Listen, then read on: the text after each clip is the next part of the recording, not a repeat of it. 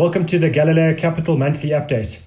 We're still recording these in our lockdown environment. Theo's in his house and I'm in mine, and we've got a lot to discuss today. But firstly, Theo, welcome to the next version of this. Yeah, welcome, Warren. This is indeed strange times. And I think in years to come, we will look back at this and everybody will probably have some humorous stories, some tragic stories. But it's different and we need to adapt and we need to work our way through this. Like all other challenges, this too will pass. It is just a matter of when and how. And I think in the end, when we're through this, the world is going to be in let's say, a new normal, a true normal.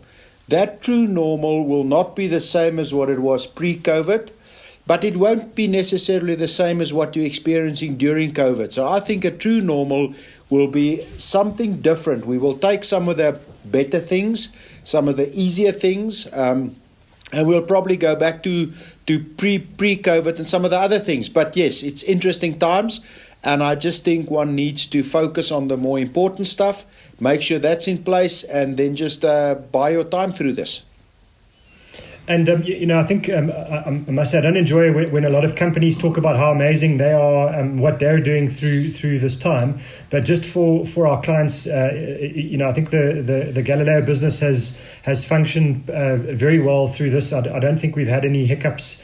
I think the worst was just waiting for couriers or something like that to move documents. But for the rest, certainly we found that we've been able to operate very comfortably in this environment as a business, but maybe not as comfortably on an individual level for everybody. So just to thank everybody for their patience, where there have been delays, but I think they've been small, and thankfully we've managed to work through them.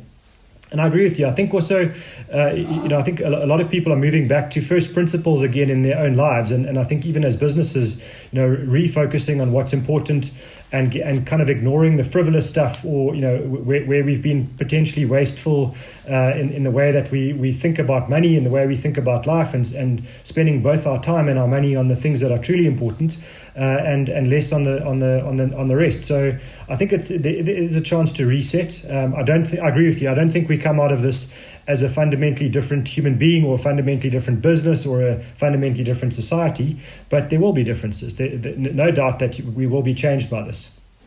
So one of the questions that we are receiving from quite a few of our clients is to provide a bit more information on the international markets, what's going on around the world, and both from an economic perspective and also from an investment perspective, and then more particularly just around the investments that we're managing for our clients, how those are performing in these times.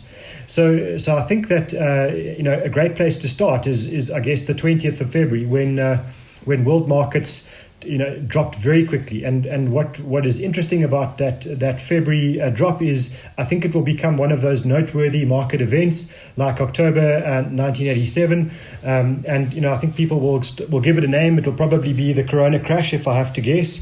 And what was noteworthy was the rapid fall of markets. Firstly, so markets around the world lost a lot of value in a very short space of time. And secondly, the way that all asset types lost value. It wasn't just shares, it wasn't just bonds, it was every asset class lost value. Even gold, which is meant to be a hedge against market turmoil and against economic turmoil, gold lost value in that initial drop. And so I think that was probably the most remarkable thing for me to watch was the speed and then the kind of uniform synchronized collapse of asset prices. Equally, we've seen a lot of recovery, especially in the US markets after that drop. And the reasons will be multiple, and we'll be talking about this for years and decades to come. But certainly the initial view is that a lot of that recovery was a stimulus from federal banks and central banks around the world, and especially from the US. They did move very quickly to try and recover a lot of the market volatility, and also to provide a lot of stability and certainty to the financial markets. And I think that was a lesson they learned from the 2008 crash, where they were a bit slow to provide an underpin and certainty to the financial system. And so I think that will be a noteworthy event. And I think Beyond that, we've watched the US market recover very strongly. And I think that that's probably my first warning sign is I feel the US market was extremely expensive before the corona crash. And I think the recovery has been quite dramatic. And I think the concern we have as a business is we're watching US shares and especially the broader tech sector, getting back to very stretched valuations. And unfortunately, valuations are like gravity. You might fly a bit higher and a bit further than everyone thought, but eventually gravity counts and it starts to pull you down again. So I am concerned about valuations in America. And I'm not forecasting, and our business isn't in the game of forecasting when markets crash and how far, and is it a big crash or a small crash. But what we do know is that when something is overvalued, at some point that overvaluation will correct itself. And so that means that if we look at the rest of the world, we're not too worried about valuations, especially in the big emerging markets. We think that they're offering fantastic value. And even mainland Europe and potentially some parts of the UK are offering much better value than the US. So we think that this is an event to watch. We think that when the US does fall over, if it does fall over, it will affect all the other markets, but potentially the US falls a bit further than we see in other markets. And I think that's the starting point. So we don't think that the US market is pricing the economic pain of COVID correctly. It can't be. I think the rate of unemployment and the rapid unemployment numbers that we've seen rising in the US, we just don't think the US market is pricing that as it should. And that will be the first big event that we think will hurt investors in the future. Theo? Yes, Warren, I think on that point, one must just be very careful. Markets or levels of stock markets, being South African, being American, the market is not the economy. The economy is about people having jobs, it's about governments providing services, it's about companies generating income, it's about people making sure that their budgets are in line, that they can generate the income. That is not the stock market. The stock market is looking forward, and the stock market is influenced by a lot of other factors, and one must just be careful. The stock market is not the economy. The economy, what's happening in the real life day to day. But I think we also have to realize is that this is primarily a biological challenge. And this biological challenge will need to be solved by the medical industry. So one must be very careful to look at the economies of the world, to look at the companies of the world, and link that to the solving of this problem.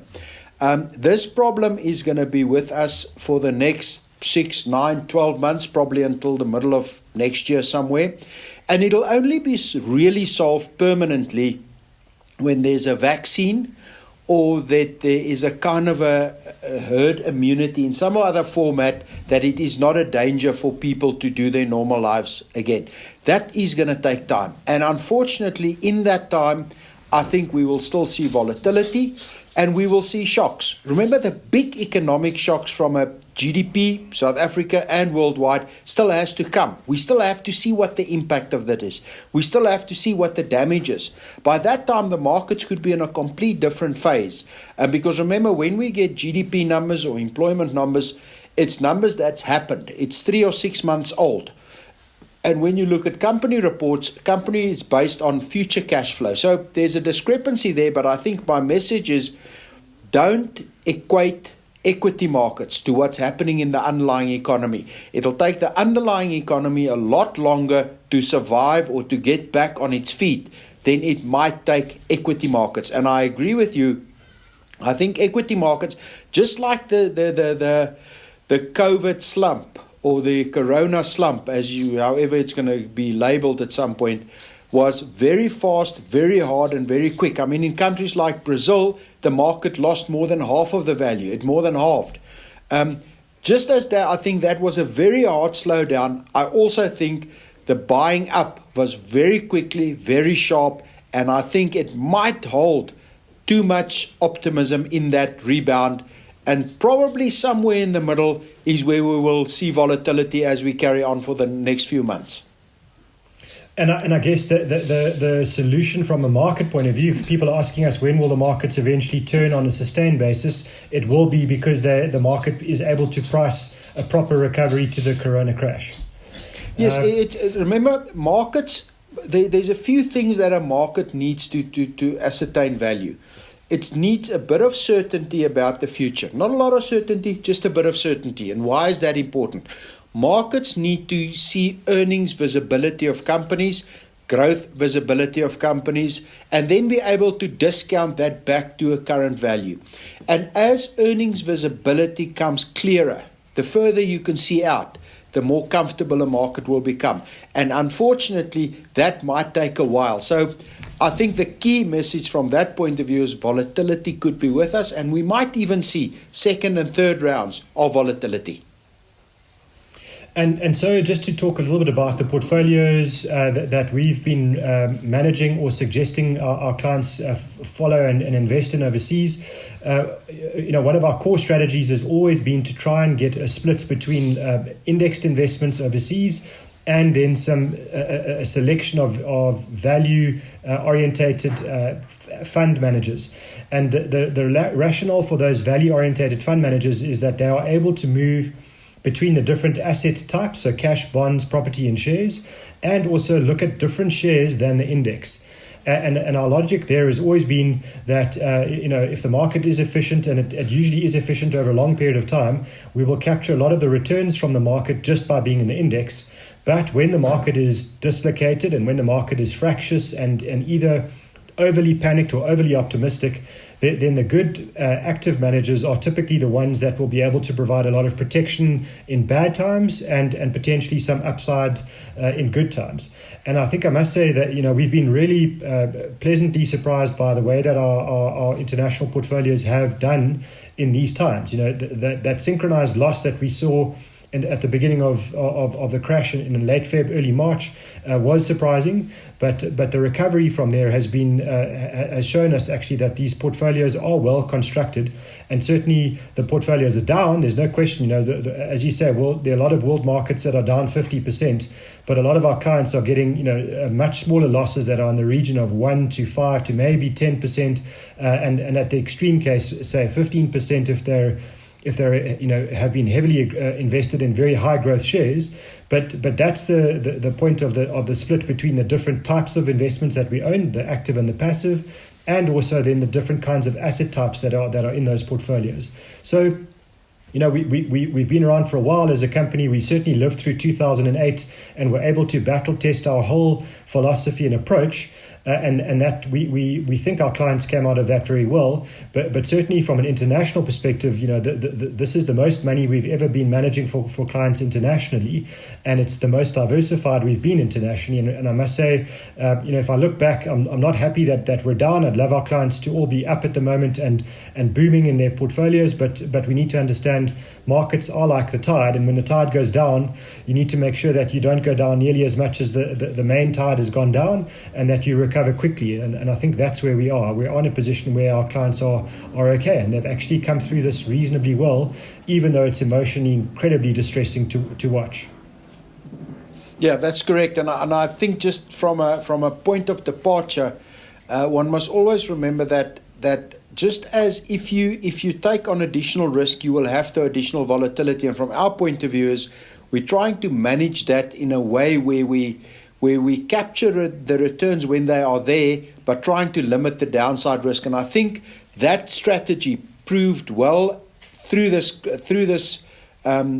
pandemic, through this crisis.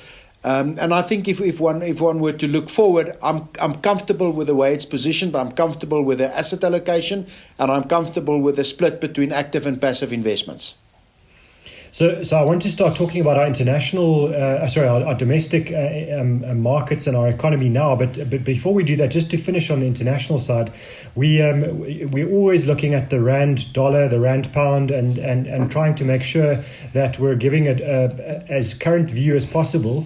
in terms of when should investors convert their rands into those currencies. But at the same time, we don't want to be in a position where we're just following a collapsing rand when actually the potential for a strengthening rand is there.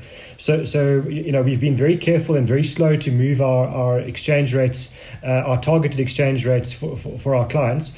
And then in the current environment, we do feel somewhere around 17 rand to the dollar is a fair level to convert your rands into dollars, and approximately 20.50 to the pound. So 20 rand 50 to the pound is the level that we would convert. But that doesn't mean that you need to wait till it gets to, for example, 16 rand 99 cents before you can convert. We're just saying that should be when the bulk of your capital gets converted if you need to send over. We think you can be patient. When the rand breaks below 17.50, for example, you might want to consider sending a portion, but the bulk of your capital should go at around about that 17 rand to the dollar level. And I think also, just to understand, we're not making a currency prediction. We're not saying that this is going to happen next week or next month. We don't know when it will happen. But what we do know is when there is appetite for risk around the world, when investors do feel that there is a bit more optimism on the horizon, they will start to look at emerging markets again. And that will be the reason why the rand will strengthen. So we're not making an economic prediction. We just know how markets behave. Yeah, historically, there's always been, the rand's always volatile. And usually when there's negative sentiment around, it weakens a lot. But if you look at the big blowouts of the rand, and I'll include this one when we were on the one Monday just after the downgrade, when we went north of 19, 20, 30 to the dollar, that was kind of a blowout. And if you look at those in historic measures, and you can go back 20 years, there's been probably 3 or 4 of those major blowouts. It usually strengthens after that. And I think one must be careful that sometimes it takes a bit longer, but the volatility underlying the currency, if you look at purchase price parity, shows that we will again probably test the levels closer to 17. Again, it's not a prediction. Volatility dictates that we will get there from time to time. So Theo, I thought it would be really interesting for our clients, there's certainly a lot of questions coming from them to understand the sort of the economic and political context to COVID now, just what's going on in South Africa, and then I think especially just around what is the economic plan, if there is one. Is there an economic game plan to the recovery after COVID? And the context to me is it feels like we'll know in time that the action government took to slow down the spread of COVID might well be proven to be good or not. There are lots of opinions on that, and only time will tell. But certainly economically, it did feel like they took a sledgehammer to the economy at the time when the economy was on its knees. So we do need to see and understand what the context is to a recovery from here. So what are your thoughts? What are you hearing? Let's first start just to put something into perspective in terms of where we are relative to the rest of the world. If you look at South Africa's deaths, that means the people that died per million people of the population, because I think that's a fair reflection. We round about at 8 people per million people at this point in time. At the same point in time, and this is measured from the onset of the first deaths, at the same point in time, where we now at, let's say, between 7 and 8, a country like Brazil was at 70. A country like the US was at 210 per million. And a country like the UK was more than that. It was at 400 deaths per million. So we got that to a large extent lower than that. We 70, 80% lower than the rest of the world was in the same trajectory. But as you said, history will tell to what extent we paid a price in the economy for that, and to what extent that actually that ratio remains in place or not. Now let's get back to the politics. First of all, there's been quite a bit of reporting that the president, Mr. Ramaphosa, is under serious trouble. He's being undermined specifically by a faction that's led by Nkosazana Dlamini Zuma, and some of those old Zuma support base is undermining his decision-making power. Now, there's 2 points I'd like to raise. First of all, during last week, the ANC had an internal view or survey about the view of the senior members within the party, both in provincial level and at national level, of the president. It came out very strong. So from an internal point of view, Cyril Ramaphosa's position is much, much stronger than it was when he was elected, and also much, much stronger than it was pre-COVID. So at this point in time, there's not a question mark in the ANC about his leadership, about his policies, and about supporting him. What we have to realize is his leadership style has always been a democratic style. Now, if you're a democratic style and you rely on people around you, you have to be comfortable with changing your view from time to time. If there's a better argument across the table and the majority of the people in the meeting support that argument, you'll have to go with that. And I think people misread that. The fact that he tries to take positions and then rely on the medical people in his parliament, the medical people in his support, in his circle of influence, and then change his mind, that's not necessarily a sign of weakness. It's a sign of a president taking opinions and willing to change his view. So I'm comfortable that from a political point of view, that the risk of South Africa being taken over by another faction, I don't think it's there. I think what we are seeing the guys that are more inclined to almost a dictatorial, centralized policy making coming to the fore.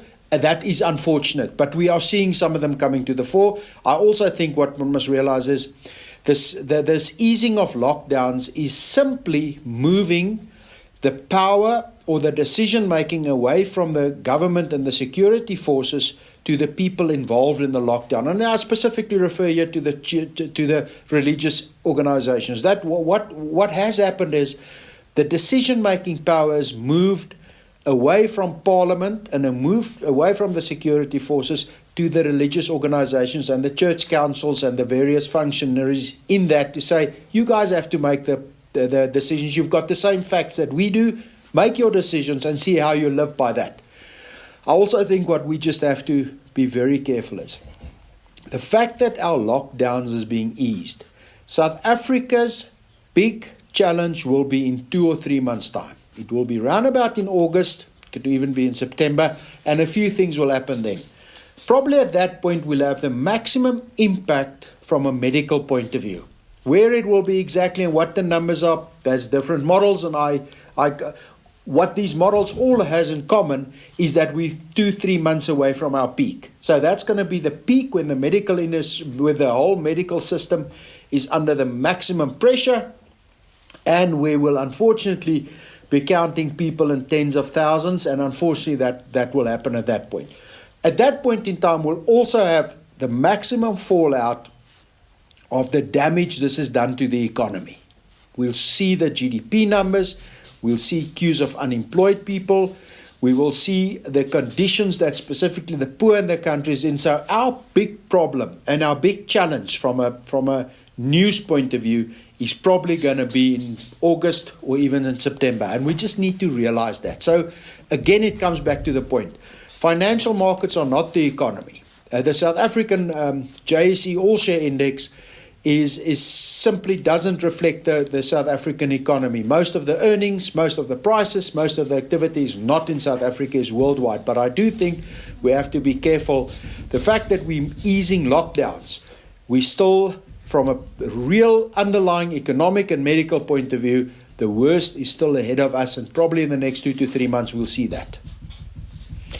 So do we have a game plan as a country? Is there an economic stimulus package? I mean, we're seeing all these 200 billion rand rescue for banks and the 500 billion rand plan or whatever, but that doesn't seem to me to be explaining how the country gets out of this long term. Is there a restructure on the cards? Yes, I do think there's quite a number of plans. First of all, we'll get the details somewhere around the 24th of June. Now, why is that important? Treasury and Minister Mboweni has informed Parliament that he will be ready to produce a budget and post-COVID budget, because I do think one has to realize that the budget that was presented in February, you might as well tear it up. So he will produce a post-COVID budget, and he said he will be ready as from the 24th of June. I haven't seen if the Speaker has scheduled the budget, but it'll probably be either a day or two after or around that date. So in that budget, we will start to see what the government's position is. From a principal point of view, the government has already said a few things. First of all balance sheets need to be used to the maximum to try to assist us. That means the SARB's balance sheet, which we are seeing coming into play, the government pension fund balance sheet, and for the first time, there's almost rational discussions. It's just not. It's not, and it doesn't get the criticism it used to get. As should the government pension fund not convert its loan to Eskom into equity. Now that's an interesting concept because that means that there'll be private ownerships in Eskom.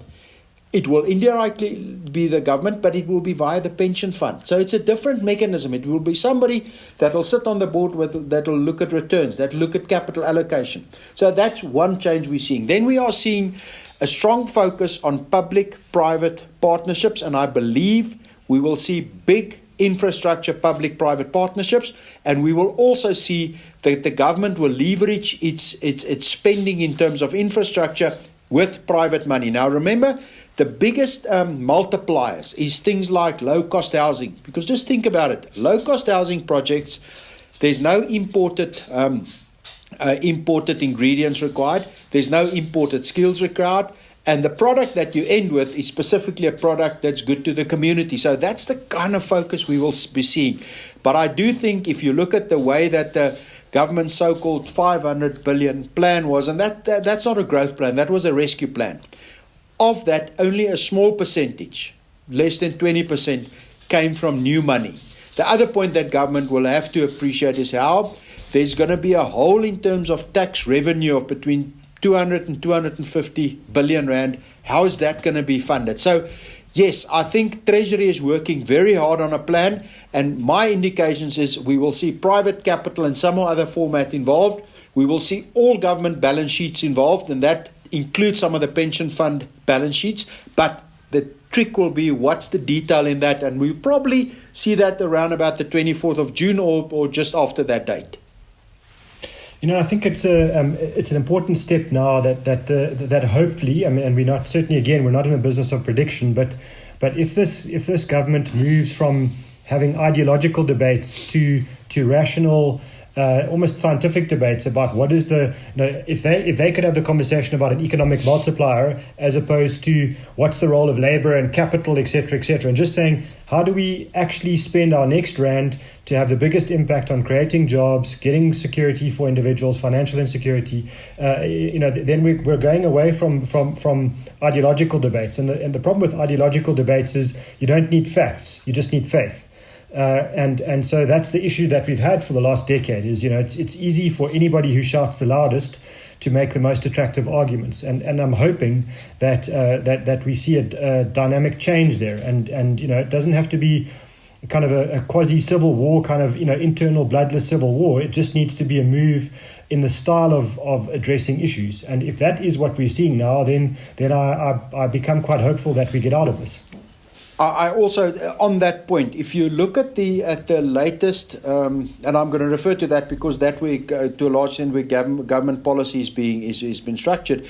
If you look at the latest ANC NEC meeting, some of the minutes in that meeting, the interesting point is the IMF and World Bank loans. It's not criticized the fact that we need to access these funding. It is a request for government to just make sure that we get the best possible terms. So we're in a different space. We're in the space of what is the best possible terms and how we're going to get through this. And I certainly think things like the multiply element, the fact that if government needs to spend money, will it actually reach the target? I hope that rationality or that logic will come back into the budget. And just a few notes, the fact that the PIC is contemplating turning their loan into equity. That's a big move. The fact that we are talking about access different balance sheets, that's a big move. So yes, I hope that this crisis, if it does one thing, it means that decisions will be made on rational facts. Now, we already saw that when the medical decisions were made initially. Those medical decisions were based on medical expertise. We all remember the evening that we were given the lecture about the virus by government. That was a pure information session. I think what we have to appreciate is the new set of knowledge and specialists will be more on the business and economic side. So one can expect some criticism again as the kind of study moves away from medicine to getting the economy going. One will also find different views and different opinions. But if you live in a democracy and if you have a free press, well, you will get different opinions. That's why we have a free press, and that's why we have different sets of specialists. So I think I'm conscious of our time. So I think just to kind of move this to an investment conversation. And one of the questions we're getting are about valuations in South Africa around our investments here, and so I think if we look at the government's ability to raise money in the bond market, that was one of the questions that was being raised a lot around the downgrade. How easy will government find it to raise money again? I think we can put that to bed now. It's certainly been very easy for government to raise bond money in bond auctions in the normal course of business.